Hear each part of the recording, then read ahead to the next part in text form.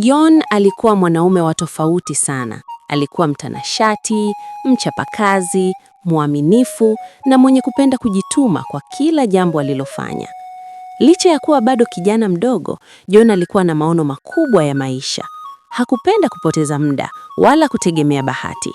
Aliamini mafanikio yanatokana na juhudi, nidhamu na subira. Katika ujana wake, John alikuwa kwenye mahusiano na binti mmoja mrembo sana aliyeitwa Soraya. Soraya alikuwa msichana mpole, mwenye busara, mwenye akili za maisha na mwenye heshima kubwa. Uzuri wake haukuwa wa sura tu, bali hata tabia yake ilimfanya apendwe na kila aliyemfahamu. John alimpenda Soraya kwa moyo wake wote. Alihakikisha kila siku anamuonyesha mapenzi yake kwa vitendo. Rafiki zake walikuwa wakimcheka mara nyingi na kumtania. "Wewe na mwanamke wako mnagandana kama kumbikumbi," walimwambia huku akicheka. John hakuona aibu. Aliwajibu kwa kujiamini. "Ukibahatika kupata mwanamke sahihi maishani, hautaniona mimi kama kichaa, utaelewa kuwa ninachokifanya ni sahihi." Maneno hayo yaliwaacha wengi kimya. Baada ya miaka michache ya uhusiano wao wenye upendo wa kweli, John na Soraya walifunga ndoa ya furaha kubwa.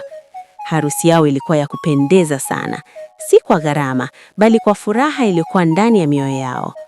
Mwaka mmoja baada ya ndoa yao, walibarikiwa kupata watoto mapacha wa kiume waliowaita Bonnie na Ben. Watoto hao walikuwa wazuri sana, wenye afya tele, na walileta nuru mpya ndani ya nyumba yao. Nyumba ya John na Soraya ilikuwa mfano wa amani. Kila jioni Soraya alipika chakula, huku John akiwasaidia watoto kufanya homework zao. Baada ya kula, familia nzima ilikaa pamoja kibarazani, wakizungumza, wakicheka, na wakati mwingine wakitazama mwezi ukiangaza angani. Furaha ilikuwa sehemu ya maisha yao ya kila siku. Lakini nyuma ya tabasamu la John kulikuwa na historia ya maumivu makubwa. John alitokea kwenye familia maskini sana. Aliwapoteza wazazi wake akiwa bado mdogo. Hakupata mtu wa kumlea kwa upendo wa kweli, hivyo alikulia kwenye mateso na maisha ya kujitegemea mapema sana. Alianza kazi akiwa mdogo kama saidia fundi. Alibeba zege, alichimba mashimo, alibeba matofali na kuvumilia jua kali kila siku. Kwa juhudi zake, alikuja kuwa fundi mkuu. Baadaye, akapata ajira kwenye kampuni kubwa ya ujenzi. Lakini tofauti na vijana wengi wa rika lake, John hakutumia pesa kwa starehe za muda mfupi. Wakati wengine walikimbizana na magari ya kifahari, starehe na kujionyesha, John alikuwa busy kununua viwanja, kujenga nyumba na kuwekeza kwenye biashara. Kila pesa aliyoipata aliiona kama mbegu ya kesho. Soraya aliona juhudi zote hizo. Siku moja, John alimwambia akiwa amemkumbatia, "Nahitaji kupumzika mapema sana. Nataka nifurahie maisha na familia yangu kabla sijazeeka. Zaidi ya yote, sitaki watoto wangu wapitie mateso niliyopitia mimi." Soraya alitabasamu na kumshika mkono. Hakuwahi kulalamika kuwa hanunuliwi mapambo ya gharama kubwa. Hakuwahi kulalamika kuwa hawatoki sana kwenye starehe zisizo na maana. Alielewa ndoto ya mume wake. Kila mwisho wa wiki, John alimpeleka Soraya kuangalia viwanja walivyonunua, nyumba walizojenga na biashara walizoanzisha. Wakati mwingine, John akiwa busy kazini, Soraya mwenyewe alienda kusimamia mafundi. Ndani ya miaka michache tu ya ndoa yao, John alikuwa tayari amejenga majengo 3 makubwa ya kisasa, akaanzisha kampuni ya usafirishaji iliyokuwa ikifanya vizuri sana. Cha kushangaza zaidi, mali nyingi aliziandika kwa jina la Soraya. Alimwamini mke wake kwa moyo wote. "Ikitokea nimeyumba siku moja, najua hautaruhusu mali za watoto wetu kupotea," alimwambia. Walifungua akaunti 2 za akiba kwa ajili ya watoto wao tangu akiwa wadogo. Rafiki zake walimshauri mara nyingi, "Punguza kazi John, pumzika kidogo." Lakini John aliwajibu kwa tabasamu, "Naweka msingi wa kizazi changu." Maisha yaliendelea vizuri. Watoto walifanya vizuri shuleni. Soraya alifungua biashara ya chakula nyumbani. John alikuwa ameweka lengo la kuacha kazi akitimiza miaka 45 tu. Lakini siku moja kila kitu kilibadilika. Asubuhi moja John aliamka akiwa mchovu sana. Mwili ulikuwa mzito, kichwa kinauma na nguvu zilimuishia. alimwambia Soraya kwa ofkosa. Huenda ni stress za kazi tu, nikilala kidogo nitakuwa sawa. Soraya alimpatia dawa za maumivu na maji ya uvuguvugu, akamlaza kwa utalimu.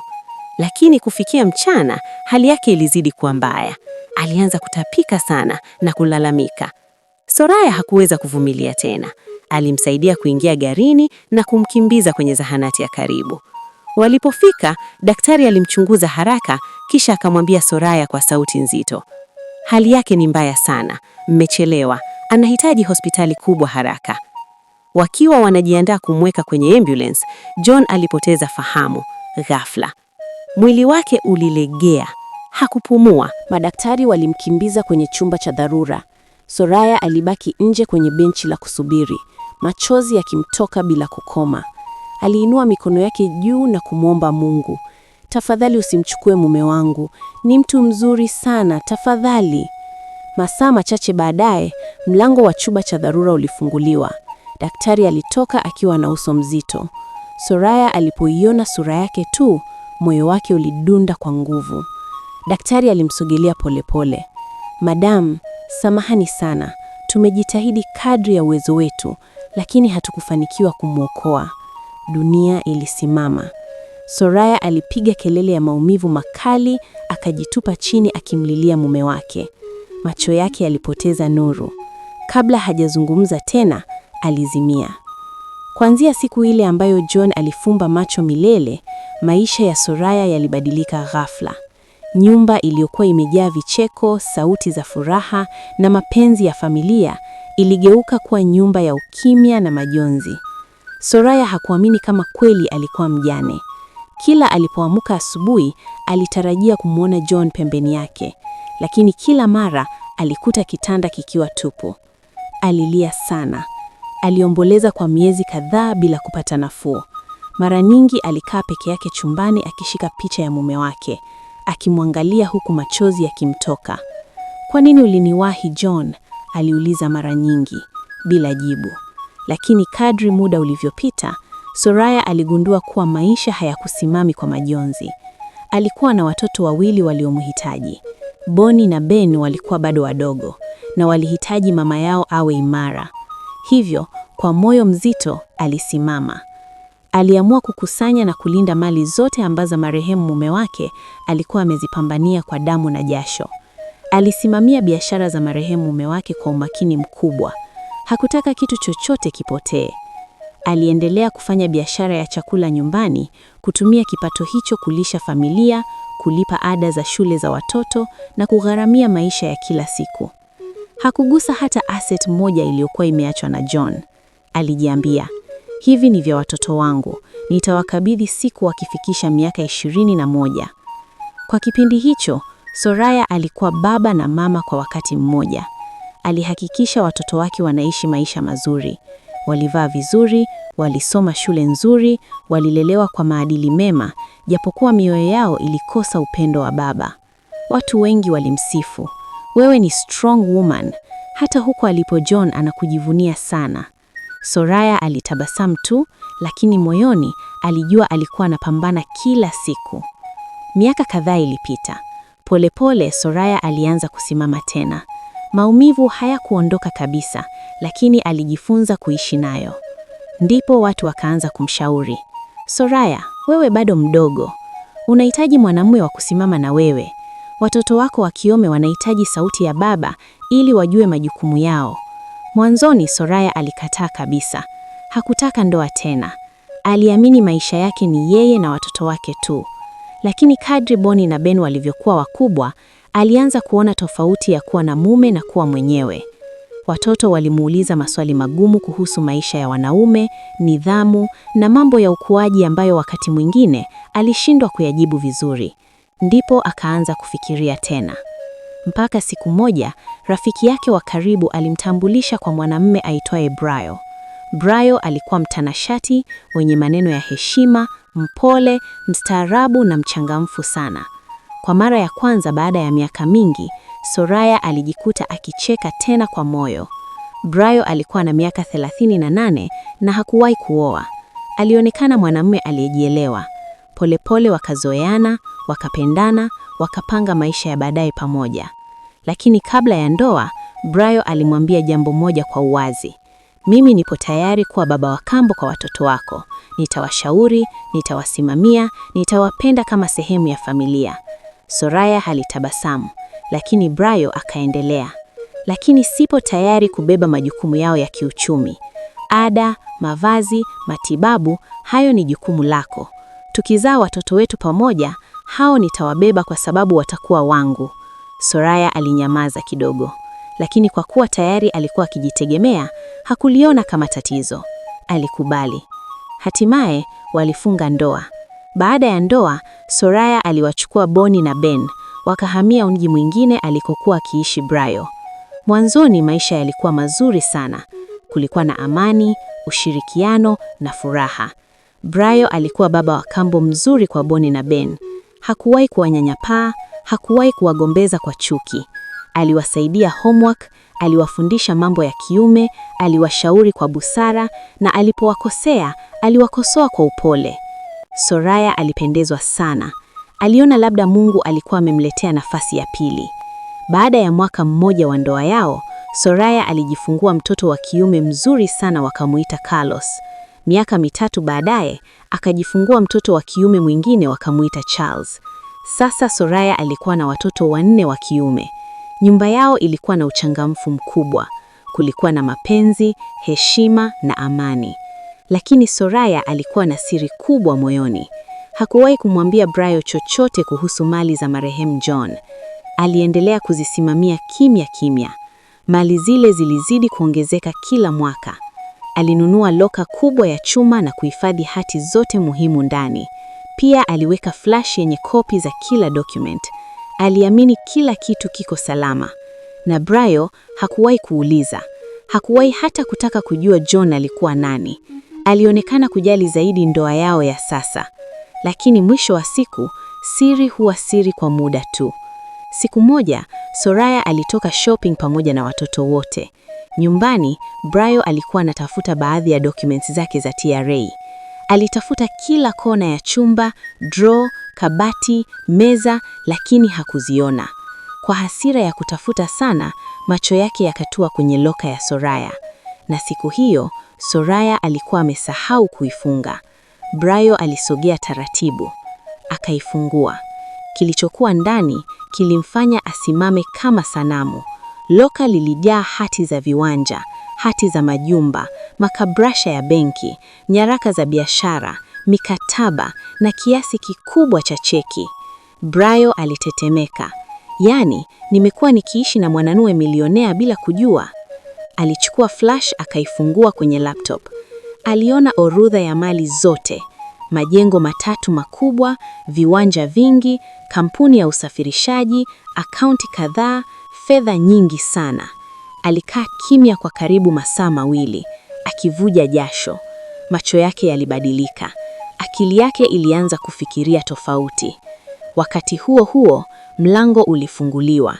Soraya aliingia na watoto wake kutoka shopping. Alimkuta Brayo amekaa selehuni, amenuna, akiwa amemsubiri. Soraya alishtuka.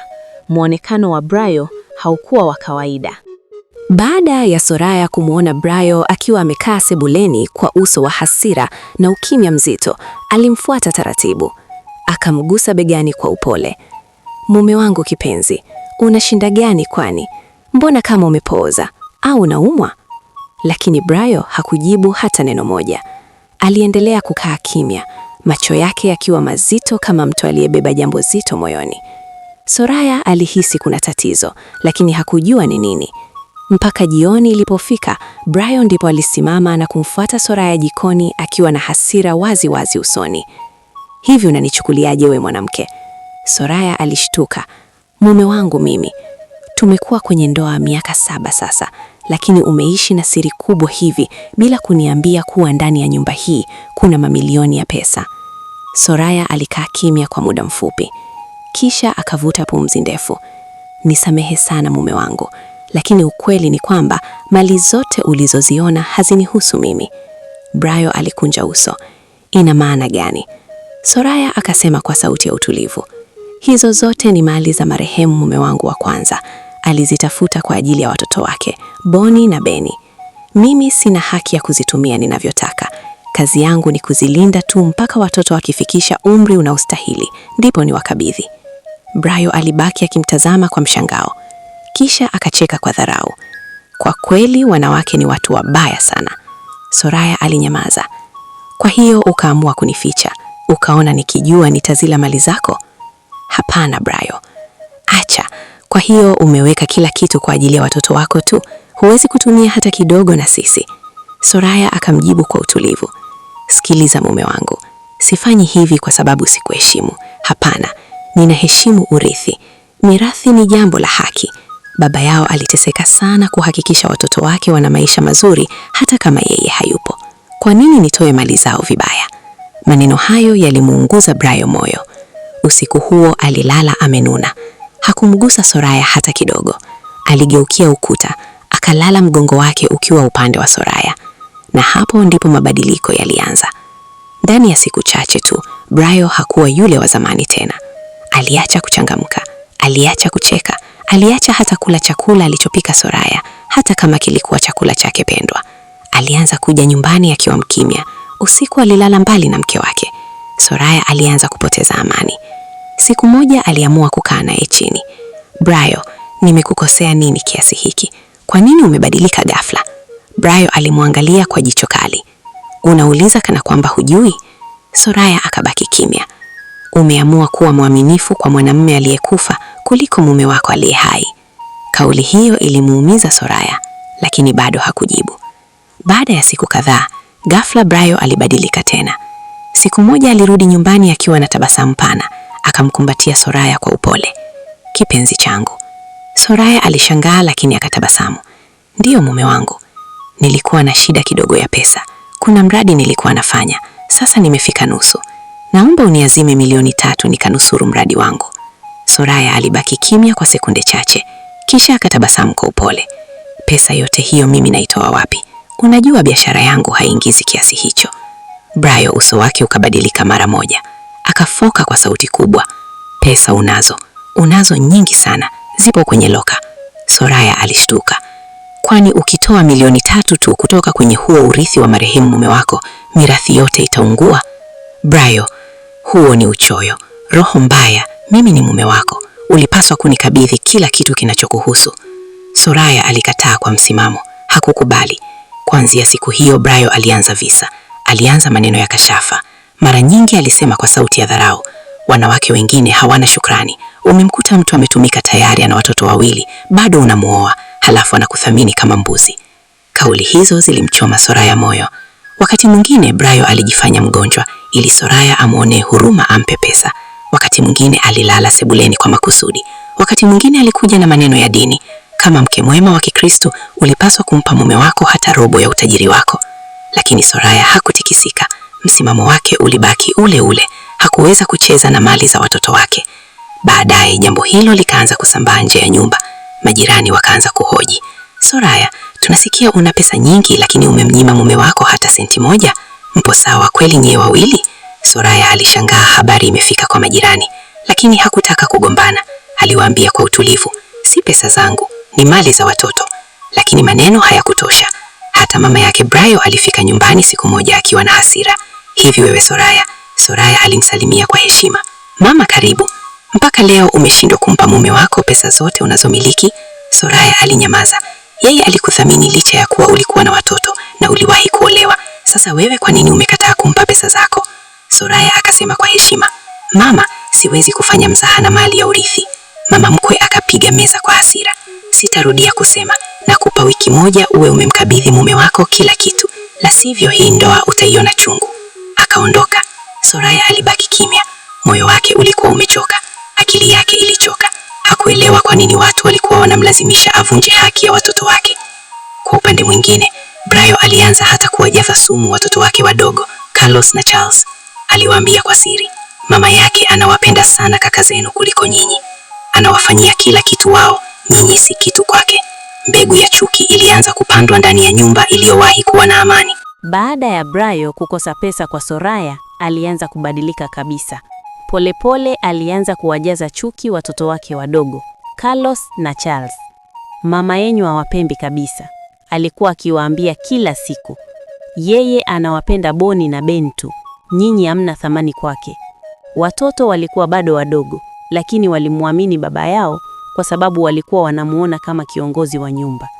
Siku zilivyozidi kwenda, hata Boni na Ben walisikia maneno hayo ya chuki yakirudiwa mara kwa mara ndani ya nyumba. Ben hakuweza kuvumilia tena. Siku moja alimfuata Brayo akiwa amekasirika, lakini akijizuia heshima. Uncle Brayo, unachokifanya sio kitu kizuri. Brayo akainua macho. Unasemaje? Kwa nini unawajaza chuki wadogo zetu? Mama yetu ametulea kwa upendo sisi wote. Kwa nini sasa iwe hivi? Brayo akacheka kwa dharau. Aha, sasa umekuwa mkubwa. Umepata sauti ya kunijibu. Ben alinyamaza kwa sekunde, lakini akajibu kwa ujasiri. Sio kwamba tunakudharau, lakini hatuoni kama haya unayofanya ni sawa. Boni alipoona kaka yake anazomewa, akaja mbele. Sisi hatujutii kulelewa na wewe hapo awali. Ulikuwa mtu mzuri, lakini sasa umebadilika. Brayo uso wake ukabadilika kabisa. Nyie watoto hamnijui vizuri. Boni akaendelea. Tatizo ni kwamba sasa umekosa pesa za mama yetu, ndio maana umekuwa hivi. Kama ni mwanaume kweli, nenda ukapambane utafute zako. Kauli hiyo ilimchoma Brayo kama moto. Hasira ikampanda. Basi mmesahau kabisa mimi nilisimama na nyie mlipokuwa hamna baba. Lakini kuanzia siku hiyo, Brayo alibadilika kabisa. Alianza kuwa mbali na watoto wote. Hakutaka tena kuongea na Boni na Ben. Na kwa upande wa Carlos na Charles, aliwageuza kuwa silaha ya chuki zaidi. Aliwajaza maneno mabaya kila siku. Hali ya nyumba ikawa nzito. Siku moja Soraya alitoka sokoni kama kawaida. Aliporudi nyumbani, alishangaa kuona nyumba kimya sana. Alipoingia chumbani kwa watoto wadogo, aligundua kitu kilichomfanya moyo wake usimame. Nguo za Carlos na Charles hazikuwepo. Mabegi yao hayapo. Brayo naye hayupo. Soraya akahisi joto la mwili linapanda. Akatoka nje kwa kasi. Watoto wangu wako wapi? Akaanza kupiga kelele. Boni na Ben wakatoka mbio. Kuna nini mama? Soraya akitetemeka. Brayo amewachukua watoto. Wakaanza kukimbia kila kona ya mtaa wakiuliza majirani. Mlinzi mmoja akasema, niliwaona watoto na baba yao walikuwa na mabegi makubwa. Wakaondoka mapema asubuhi. Soraya akabaki amepigwa na butwa. Akajikuta anaanguka chini akilia kwa nguvu. Kwa nini Brayo? Kwa nini? Wakati huo huo, Brayo alikuwa kwenye hoteli moja nje ya mji akiwa na watoto. Alikuwa akiwatengenezea mazingira ya kuishi pamoja naye. Lakini lengo lake alikuwa pendo. Lengo lake ilikuwa pesa. Aliendelea kuwajaza chuki watoto wake. Mama yenu hawataki. Mimi ndio nimewatoa ili msiumie. Watoto waliamini kwa sababu walikuwa wadogo na wamechanganyikiwa. Lakini Soraya alikuwa tayari amewasha moto wa vita. Alimpigia simu mwanasheria wa zamani wa John. Baada ya kusikia kwa ufupi, mwanasheria alishtuka. Nakuja mara moja. Alipofika, Soraya alimueleza kila kitu. Mwanasheria hakusita.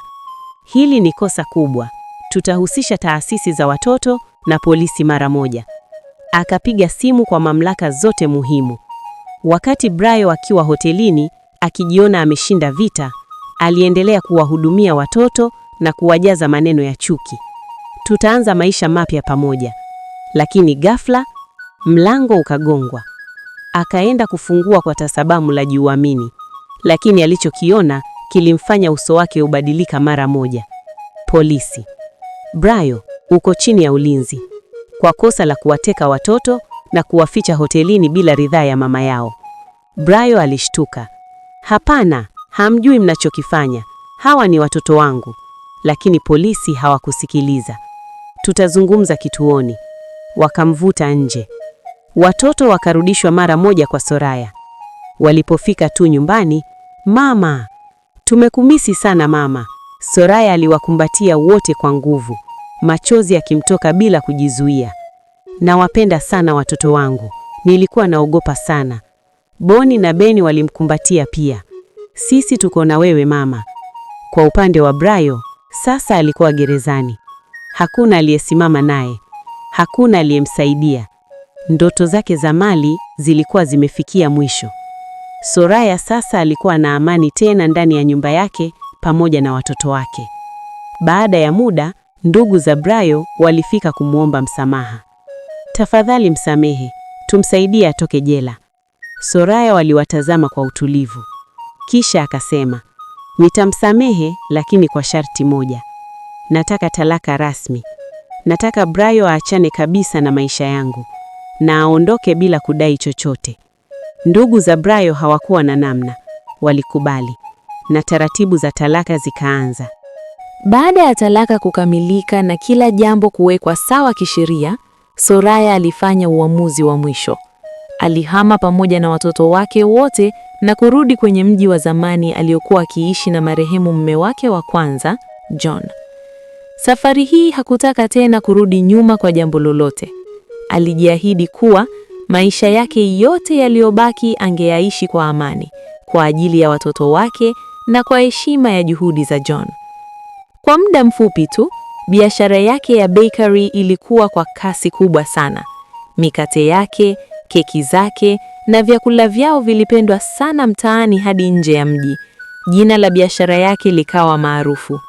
Wakati huo huo, Bonnie na Ben walikuwa wakikua haraka na kwa bidii kubwa walifanikiwa kuingia chuo kikuu miaka michache baadaye kusomea biashara. Carlos na Charles nao waliendelea kulelewa vizuri chini ya uangalizi wa mama yao. Hawakuwahi kuona chuki yoyote kutoka kwa Soraya. Aliwapenda sawa sawa kama alivyowapenda Bonnie na Ben. Ndio maana watoto wote walimpenda sana mama yao. Upande wa Brayo, maisha yaligeuka kuwa magumu sana. Baada ya kutoka jela, alikuta uvumi wa kila alichokifanya umeenea kila kona. Watu walikuwa wakimzungumzia kwa dharau. Hakuna mwanamke aliyetamani tena kuolewa naye kwa sababu ya sifa mbaya aliyojijengea. Watu wengi walimkwepa. Hata kazini alipoteza ajira kutokana na kashfa iliyomkumba. Kwa kifupi, maisha yake yaligeuka chini juu. Alichobaki nacho kilikuwa majuto na upweke. Miaka ilipita. Hatimaye Bonnie na Ben walimaliza chuo kikuu kwa mafanikio makubwa. Soraya aliwaita siku moja na kuwapatia hati zote za mali walizoachiwa na baba yao. Aliwakabidhi kila kitu kama alivyoahidi miaka mingi iliyopita. Akawaambia kwa sauti ya upendo, hivi ni vyenu, baba yenu alijituma kwa ajili yenu, mimi nimevilinda tu. Lakini Bonnie na Ben hawakumsahau mama yao. Baada ya muda mfupi, walimkabidhi hati ya kiwanda kipya walichokifungua kwenye moja ya viwanja vya familia. Walikuwa wamekiandaa kwa ajili yake ili aendeleze biashara yake ya bakery kwa kiwango kikubwa zaidi. Soraya alilia kwa furaha, watoto wangu, asanteni sana. Lakini Bonnie wakamwambia, hapana mama, huna haja ya kushukuru. Ben akaongeza, sisi tunathamini sana juhudi zako. Uliamua kutuchagua sisi na kuiacha ndoa yako ili kutulinda. Lazima uvune matunda ya upendo wako. Maneno hayo yaliugusa moyo wa Soraya sana. Aliwakumbatia watoto wake kwa machozi ya furaha. Kuanzia hapo, familia yao iliendelea kushikamana. Bonnie na Ben waliendelea kupambana kibiashara huku wakimkumbuka mama yao kila siku. Na jambo zuri zaidi, hawakuwasahau wadogo zao Carlos na Charles. Waliwahesabu kama damu yao kamili. Familia ikabaki kuwa moja. Na hapo ndipo simulizi hii ikaishia. Mwisho. Namchukulia Soraya kama mwanamke wa aina gani? Namchukulia Soraya kama mwanamke mwenye busara kubwa, mama wa mfano, mvumilivu, mwaminifu kwa kumbukumbu ya mume wake, jasiri wa kufanya uamuzi magumu, mwenye moyo wa haki na upendo, mwanamke anayejua thamani ya familia kuliko tamaa. Kwa kifupi, Soraya ni mwanamke shujaa. Na wewe je, umejifunza nini zaidi kwenye simulizi hii?